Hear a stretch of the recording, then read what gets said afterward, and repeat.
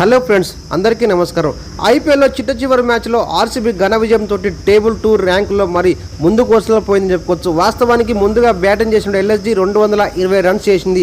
ఈ యొక్క చేజింగ్ని మరి ఆరంభించినటువంటి ఆర్సీబీ తనకే సాధనీతిలో అదరగొట్టని చెప్పుకోవచ్చు. ముందుగా పవర్ ప్లేలో 50 రన్స్ కొట్టి అద్భుత ఆరంభాన్ని ఇచ్చినటువంటి ఇటు ఫిన్ సాల్ట్ అదేవిధంగా విరాట్ కోహ్లీ దాన్ని మరి పట్టుకున్నటువంటి నెక్స్ట్ వచ్చే బ్యాట్స్మెన్లు కొనసాగించని చెప్పుకోవచ్చు.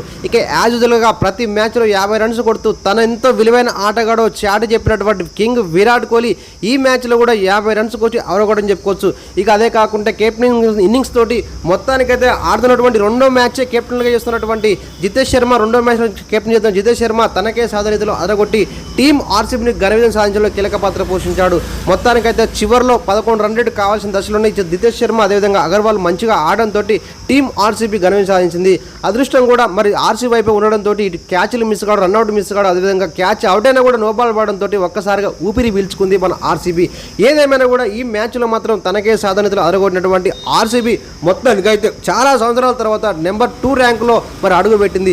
ఇక ఈ సంవత్సరం పక్క ఐపీఎల్ ఆర్సీబీకే వస్తుంది. కింగ్ విరాట్ కోహ్లీ మరి తన ఎప్పటి నుంచో కోరుకుంటున్న కప్పును 18 సంవత్సరాల నిరీక్షణకు తెర మరి ముగింపు పలకాలని చెప్పి కూడా అభిమానులు కోరుకుంటున్నారు. ఏదేమైనా కూడా ఈ మ్యాచ్లో అద్భుతంగా అయినటువంటి ఆర్సీబీ ఘన విజయంకి మరి టీం ఎఫెక్టు మరి అందరు కష్టపడి ఆడరని చెప్పి కూడా ఫ్యాన్స్ కూడా కోరుకుంటున్నారు.